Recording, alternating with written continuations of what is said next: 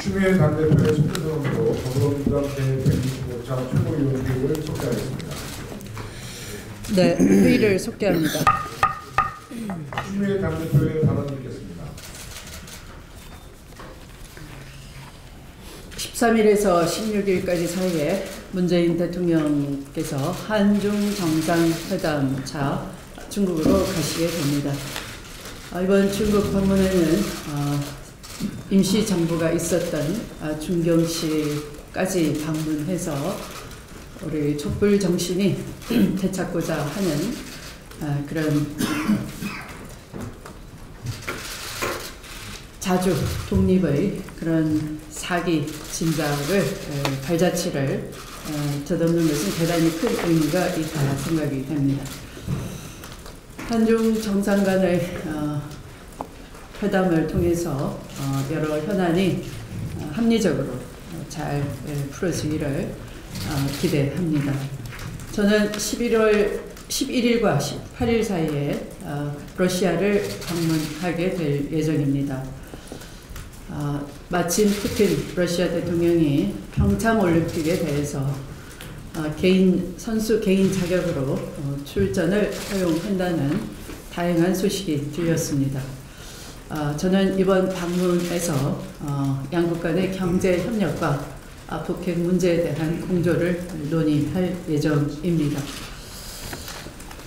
12월 9일은 이 국회가 압도적 다수로 박근혜 대통령에 대해서 탄핵 소추안을 가결한 날이 됩니다. 바로 내일이죠. 지난해 10월 말부터 무려 100일 이상을 촛불 광장에는 무려 1,700만 명이 모였고 그 국민의 여론을 받들어서 국회는 압도적 가결을 했었습니다. 이것은 또 헌법재판소로 하여금 탄핵이 제대로 이루어지게 하는 원동력이 되기도 했었습니다. 박근혜 대통령의 민의에 어긋난 행위에 대한 탄핵은 어느 누구의 선동에 의한 것도 아니었습니다. 어떤 정치인이 광장에 나가서 선동하거나 구호를 외친 바도 없습니다. 오로지 시민에 의한 촛불 혁명의 성과라 하겠습니다. 그것은 어느 정치사에서도 볼 수 없는 시민의 자발성과 민주성을 보였던 그런 명예로운 혁명이었습니다. 광장에 촛불을 들고 나온 우리 모두는 하나의 운명 공동체로서 계층을 뛰어넘고 계급을 뛰어넘어서 온 국민이 절실하게 나라를 바꾸겠다 그런 마음으로 이루어낸 혁명이라 하겠습니다. 그래서 이 촛불 혁명에 대해서 정치 보복이라고 하거나 또한 아직도 반성 없이 반발하는 정치 세력이 있어서는 안 될 것입니다. 보복도 없고 따라서 보복의 대상도 없는 것입니다. 보복의 주체도 없는 것입니다. 오로지 법치와 헌정을 회복하고 혁신을 해야 한다는 그런 정신이 촛불 혁명의 정신이라 할 것입니다. 그래서 촛불 이전의 대한민국과 촛불 이후의 대한민국은 전혀 다르다 할 것입니다. 그런데 촛불 이전의 대한민국과 촛불 이후의 대한민국이 이렇게 달라졌다 하는 것을 모르는 사람들이 있습니다. 바로 자유한국당입니다. 촛불로부터 1년이 흘러도 박근혜 전 대통령과 함께 탄핵되었던 자유한국당의 모습은 조금도 달라진 것이 없습니다. 성찰하고 혁신하는 어떠한 모습도 보여주지 않았으며 오히려 국민들의 영원인 적폐청산마저 방해하고 있습니다. 또한 경제 회복과 민생 돌봄을 위한 예산안 처리를 반대했고 촛불광장의 준엄한 명령인 개혁 법안 처리까지 외면하고 있는 실정입니다. 촛불 전에는 박근혜 최순실 게이트가 불거지자 그것을 모면하기 위해서 헌법을 고치자라고 꺼냈던 사람들과 세력이 이제는 개헌마저도 보이콧하려는 그런 태세를 보이고 있습니다. 촛불 민심은 박근혜 전 대통령을 탄핵을 넘어서서 전면적인 국가 시스템의 혁신을 요구하고 있는 것입니다. 따라서 공수처 설치를 비롯해서 각종 개혁 법안 처리는 촛불 혁명의 완수를 위한 필수적인 과제라 할 것입니다. 이런 새로운 나라 건설을 위한 개헌도 반드시 필요한 시대 과제가 되어야 할 것입니다. 그래서 선거의 유불리를 따지거나 선거공학 차원에서 주판야를 튕긴다면 국민이 역사의 죄인으로 다시 한번 낙인 찍을 것입니다. 자유한국당은 공수처 설치를 비롯한 개혁법안 처리는 물론 올바른 개헌 여론을 수렴하기 위한 노력에도 함께 해야 할 것입니다. 문재인 정부와 더불어민주당은 탄핵 가결 1주년을 맞아 여전히 강하게 타오르고 있는 나라다운 나라 건설을 염원하는 촛불 정신에 부응하기 위해 최선을 다하겠습니다. 안 보면 좋은 친구였던 MBC가 이제 다시 만나니 좋은 친구로 될 것 같은 예감입니다. 박문진이 최승호 전 PD를 MBC 신임 사장으로 내정했다는 반가운 소식입니다. 기대해 보겠습니다. MBC 뉴스를. 1년 전 국회에서의 대통령 탄핵 소추안 가결을 이끌어냈던 우리 국민들은 사실은 언론도 공범이다, 검찰도 공범이다, 재벌도 공범이다, 이런 절규를 했었습니다. 처참하게 무너졌던 공영방송의 정상화를 위한 첫 발걸음이 될 최 신임 사장의 내정을 국민과 함께 환영합니다.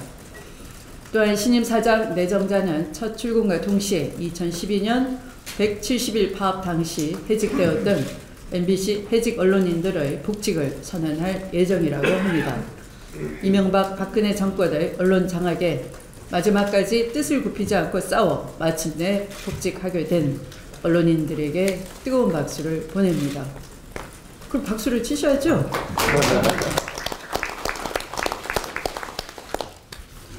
신임 사장과 MBC 구성원들은 국민들로부터 사랑받는 MBC의 재건을 위해 혼신의 힘을 쏟아주시기 바랍니다. 말씀을 마치겠습니다. 우원식 원내대표의 발언이 있겠습니다. 네, 추미애 당대표께서도 말씀하셨습니다만 내일은 국회가 박근혜 대통령 탄핵 소추안을 가결시킨 지 꼭 1년이 되는 날입니다. 1년 전 추운 날씨에도 어른아이 할 것 없이 광장으로 나와서 이게 나라냐를 외치던 목소리가 아직도 귀에 생생합니다. 나라다운 나라를 만들어 달라는 염원과 열망이 담긴 얼굴이 아직도 눈앞에 선명하게 떠오릅니다. 더불어민주당은 1년 전 위대한 국민의 뜻을 기억하며 마음을 다잡고 민생과 개혁을 속도감 있게 추진해 나가겠습니다. 나라다운 나라를 꿈꾼 촛불 정신에 부끄럽지 않은 국회가 되도록 노력하겠다는 말씀드립니다. 그러나 과연 우리 국회가 용광로처럼 분출되고 있는 국민의 개혁의 열망, 새로운 대한민국을 만들 청사진을 그리고 있는지 되돌아봐야 합니다. 특히 국정농단에 가장 큰 책임이 있는 자유한국당은 반성과 성찰보다는 사사건건 반대와 발목 잡기로 새 정부 국정 운영에 제동을 걸고 있습니다. 3당 합의문을 부정하며 예산안 처리를 지연시키더니 이제는 이미 끝난 예산안 처리를 핑계로 민생, 개혁, 입법 처리에 어깃장을 놓고 있습니다. 그제 산자의 보이콧에 이어서 어제 정개특위도 불참을 했습니다. 공직선거법, 정치자금법 등 2개월간 특위에서 논의된 정치개혁법안 처리도 줄줄이 미루어졌고 기재위 경제재정소위의 사회적경제법 등 논의도 무산되었습니다. 그런가 하면 법사위에서는 총 883건이 법안이 계류되어 있음에도 자유한국당의 위원장은 민생 개혁법안에 사사건건 시비를 붙여 처리를 지연시키고 있습니다. 당리당략에 사로잡혀 상임위를 무력화시키고 상원 행사를 하는 이 같은 행태는 즉각 시정되어야 합니다. 오늘은 100일간 달려온 정기국회의 마지막 날이고 다음 주 월요일 11일은 민생개혁입법 처리를 위해 3당 원내대표 간 합의한 임시국회의 첫날입니다. 자유한국당은 새로운 임시국회에서는 명분 없는 태업을 중단하고 분출하는 국민들의 개혁 요구에 조금이라도 부응하기를 부탁드립니다. 예산안도 마무리되고 이제는 본격적인 개헌의 시간입니다. 정치, 경제, 사회적 측면에서 변화한 시대상을 반영하고 이에 걸맞는 국민의 기본권 확장, 정치체제의 개혁을 담아낼 국민 개헌은 우리 정치권이 국민에게 한 엄숙한 약속입니다. 모든 당이 대선 당시 약속한 대로 내년 지방선거와 동시선거를 목표로 개헌안 마련의 속도를 높이고 방향을 결정할 때가 되었습니다. 더불어민주당은 국민과의 약속 이행을 위해서 국민 중심 개헌안 마련에 당의 총의를 모으는 본격적인 논의를 시작합니다. 지금까지 개헌 특위를 중심으로 여론을 수렴해 나갔다면 다음 주부터 2주간 화요일, 목요일 총 4회에 걸쳐 의원총회 형식으로 개헌과 관련한 주요 의제 검토 작업을 시작하고자 합니다. 우선 다음 주 12일 헌법 전문 기본권 논의를 시작으로 14일 경제, 재정, 지방분권, 19일 정당 선거 사법, 21일 정부 형태 관련 주제로 발제와 토론을 이어나갈 것입니다. 질서 있고 치열하게 논의를 하는 과정을 통해서 더불어민주당의 개헌에 대한 입장을 정리해서 국민 여러분께 보고드리고 국민들의 의견을 충분히 수렴해 나가겠습니다. 많지 않은 시간입니다만 야당도 진정한 국민 개헌이 실현될 수 있도록 개헌과 선거제도 개편 논의에 초당적인 협조를 해 주실 것을 당부드립니다. 세계 유일의 분단 국가에서 열리는 평창 동계올림픽은 그 자체가 전 세계에 던지는 평화의 메시지라 할 수 있습니다. 아울러 한반도 긴장 완화와 북핵 문제 해결의 실마리를 찾을 수 있는 매우 소중한 기회입니다. 하지만 63일 앞으로 다가온 평창올림픽이 최근 북한의 미사일 발사와 국제올림픽위원회의 러시아 선수단 참가 불허라는 난제에 부닥쳤습니다. 참가국들은 북한 도발에 따른 안전을 걱정하는가 하면 미국이 아직 참가를 결정하지 못하는 등 올림픽 흥행에 대한 우려를 낳고 있습니다. 우리나라는 평화적인 평창올림픽 개최를 위해 최선을 다하고 있고 국제사회 또한 적극 지원하고 있기 때문에 이 같은 우려들은 해소될 것이라 생각됩니다. 지난달 13일 제72차 유엔 총회에서 평화적 올림픽 개최를 지원하며 평창 동계올림픽, 패럴림픽 휴전 결의안을 만장일치로 통과시켰습니다. 국제올림픽위원회 또한 북한 참가를 독려하기 위해 유엔의 대북 제재를 존중하는 선에서 북한의 올림픽 참가를 적극 지원하겠다고 했습니다. 우리 정부도 올림픽 기간 중 한미 연합 군사훈련 중단을 신중히 검토하고 있고 문재인 대통령도 정상 외교를 통해 평창올림픽을 적극 홍보하고 있습니다. 당 차원에서도 성공적인 평화올림픽 개최를 위해 최선의 지원을 다하고 있습니다. 국회도 올림픽 기간 정쟁을 중단하고 함께 힘을 모으자는 제안의 말씀을 드립니다. 국민 여러분께서도 모두가 홍보 대사라는 마음으로 평창의 성공적 올림픽 개최를 위한 각종 시책에 협조해 주시기를 당부드리며 반드시 성공적인 평창의 평화올림픽을 만들어내겠다는 말씀을 드립니다. 감사합니다. 이대호 최고위원의 발언이겠습니다.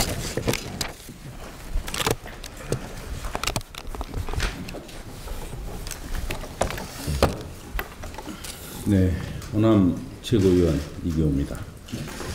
또 호남선 얘기를 해야 할 것 같습니다. 그러다 호남선 최고위원이 될 것 같습니다. 호남선 KTX 2단계 무항공항 경유는 밀실야합이 아닌 협치라는 사실을 분명하게 밝혀둡니다. 자유한국당이 이번 예산안 처리 중 우리 더불어민주당과 국민의당 의미 있는 협치를 두고 뒷거래 운운하면서 밀실야합이라며 생트집을 잡고 있습니다. 특히 호남선 KTX 2단계 사업의 수혜 지역 확대를 위한 무안공항 경유에 대해서 효율성 면에서 최악의 노선이라느니 예산 낭비와 밀실야합의 결과물이라느니 하면서 거의 막말에 가까운 비난을 하고 있습니다. 경부선 KTX 노선에 대해서 생각해 보겠습니다. KTX 경주 경유도 수혜지역 확대를 위한 반영이었습니다. 정부는 지난 1989년 5월 경부선 KTX 서울 부산 간 노선을 선정한 이후에 90년 6월에 경주 노선은 다소 우회를 하지만 경주, 울산, 포항권 등 고속철도 수혜지역 확대로 경제성 등이 우월하다며 경주 경유를 포함을 시켰습니다. 그렇게 해서 당초 93년 6월 사업비가 5조 8,462억 원이었습니다마는 결국은 무려 18조 4,358억 원까지 거의 4배 가까이 늘어났습니다. 그런데 무안공항 경유는 수혜지역 확대임에도 경주 경유는 수혜지역 확대이고 무안공항 경유는 아니라는 식으로 전형적인 내로남불식의 억지 주장을 하고 있는 것입니다. 지난 2016년 6월 동남권 신공항 건설 계획을 김해공항 확정안으로 결정을 하면서 대구공항 간 직통 철도 건설 등 4조 3,800억 원 투입 계획을 발표를 했습니다. 또 청주공항도 2014년부터 천안에서 복선 전철화로 사업으로 9,946억 원을 투입하기로 현재 사업을 추진하고 있습니다. 이처럼 고속철의 국제공항 경유는 세계적인 추세고 국내도 이에 따르고 있습니다.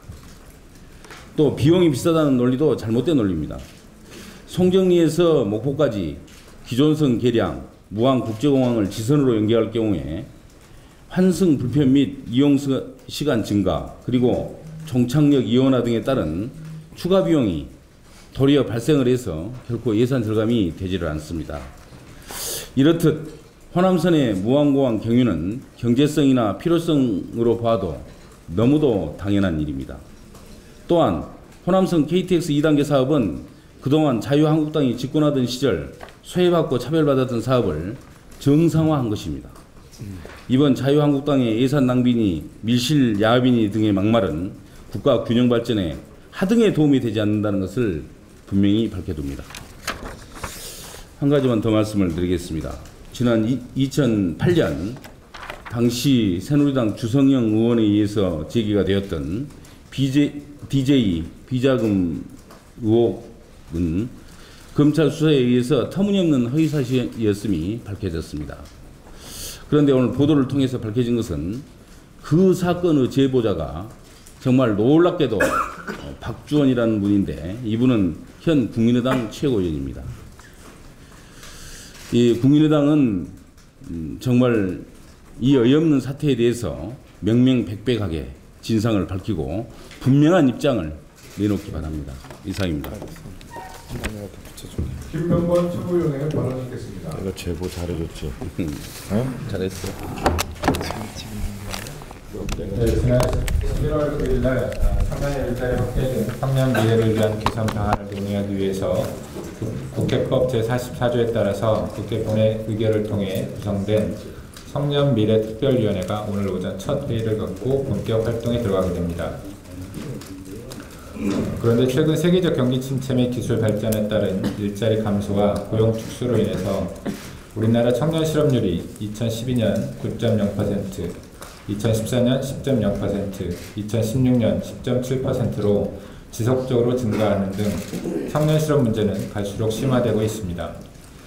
청년 실업으로 인해 우리나라 미래를 이끌어갈 청년들이 경제적, 사회적으로 심각한 어려움에 처해 있고 국가적으로도 청년 실업은 저출산 고령화와 함께 우리나라 성장 동력을 위협할 수 있는 매우 심각한 과제입니다. 더욱이 어제 신한은행이 발표한 보고서에 따르면 경력 3년 이하 사회초년생의 47%가 평균 2,959만 원의 상당의 대출 잔액을 보유하고 있는 것으로 조사되었습니다. 이들이 가장 많이 보유하고 있는 대출은 단연 학자금 대출이었고 주택담보대출, 신용대출, 전월세 자금 대출이 그 뒤를 이었습니다. 이렇듯 우리나라의 청년들은 일자리, 등록금, 청년 부채뿐만 아니라 주거비 등 실로 많은 어려움에 처해 있습니다. 청년이라는 말이 가진 낭만과는 달리 청년들의 삶은 녹록지 않고 아무리 열심히 살아도 극복하기 어려운 현실들이 눈앞에 버티고 서 있는 것입니다. 그러나 젊을 때 고생은 사서도 한다라며 청년 문제는 외면당해온 것도 사실입니다. 따라서 더 이상 기존 방식으로 청년 문제를 바라보아서는 안 될 것입니다. 장기적이고 안정적인 청년 정책을 실행할 수 있는 근본적인 접근법이 필요한 시점입니다. 청년의 삶을 포괄하는 정책 체계를 만들고 청년 정책의 근간이 될 수 있는 청년기본법 제정이 필수적입니다. 현재 여야 국회의원 6명이 대표 발의한 6개의 청년기본법안이 상임위에 계류되어 있습니다. 내년 5월 29일까지 활동하게 될 청년미래특별위원회는 우리나라 청년의 미래를 위한 종합대책과 이에 수반되는 입법 조치 사항들을 심사하게 됩니다. 그 중심에는 청년 문제 해결에 제도적 기반이 될 청년기본법 제정을 위한 논의가 있어야 할 것입니다. 더불어민주당은 체계적이고 종합적인 청년 정책을 만드는 데 최선을 다할 것입니다. 특위에 참여하는 여야 의원님들의 적극적인 협조도 아울러 당부드리겠습니다. 감사합니다. 양현자 최고위원의 발언드리겠습니다. 네, 우리 원내대표께서도 평창 동계올림픽 관련 말씀하셨습니다만 저도 말씀드리겠습니다.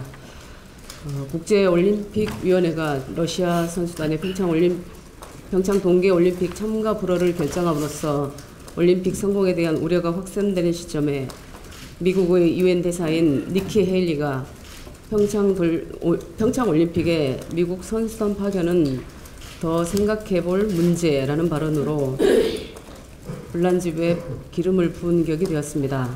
언론과의 인터뷰에서 나온 원론적인 답이라고 생각할 수도 있지만 가장 강력한 동맹 중 하나인 한미동맹을 고려한다면 좀 더 신중한 답을 했어야 합니다. 북한의 군사행동 가능성이 있다고 보는 상황에서 미국 선수단을 파견하는 것에 대한 질문이라 하더라도 트럼프 대통령의 최측근 중 한 명이자 유엔 대사인 니키 헤일리의 답변으로는 매우 부적절했다고 생각합니다. 다른 측근이라면 몰라도 유엔 대사는 유엔 정신에 입각해 평화적 메시지를 내놓는 것이 옳다고 봅니다. 최소한 동맹국인 한국의 입장을 고려한 메시지를 내놓았어야 하는 것이 아닌지 매우 유감입니다. 유엔 대사가 올림픽에 대해 던진 메시지가 평화가 아니라 평화에 대한 우려였다는 것이야말로 더 생각해 볼 문제입니다. 이미 지난 11월 13일 2018년 평창올림픽 휴전 결의안이 157개국 공동 제안을 통해 표결 없이 만장일치로 채택되었습니다. 올림픽 휴전 결의는 올림픽의 평화 정신을 상징하는 매우 강력한 의지의 표현입니다. 김연아 선수의 말대로 스포츠는 국가 간 장벽을 허물고 평화를 촉진할 힘을 갖고 있습니다. 북한의 핵 개발과 미사일 발사로 한반도의 위기가 고조되고 있는 지금이야말로 전 세계가 합심해 한반도 비핵화와 평화 실현을 위한 모든 노력을 기울여야 할 때입니다. 그런 점에서도 미국의 유엔 대사 니키 헤일리의 발언은 매우 유감스럽고 이제부터라도 평창올림픽과 패럴림픽이 평화의 상징이 될 수 있도록 모든 노력을 기울여야 합니다. 이상입니다. 네, 마지막으로 박범계 최고위원의 발언드리겠습니다. 네, 아침에 새벽에 일어나가지고 포탈에 실검 1위를 달리는 분의 이름이 박주원이라는 분이었습니다. 처음엔 박지원 대표님인가 싶어가지고 깜짝 놀랐는데 다행스럽게도 아니었습니다. 우리 이계호 최고위원께서 방금 지적했듯이 DJ 비자금 의혹 제보자가 현 국민의당 최고위원인 박주원이라는 사람이었습니다. 이 사건에는 두 개의 한국 사회의 모순이 숨겨져 있습니다. 첫째는 대검범죄정보기획관실이라는 겁니다.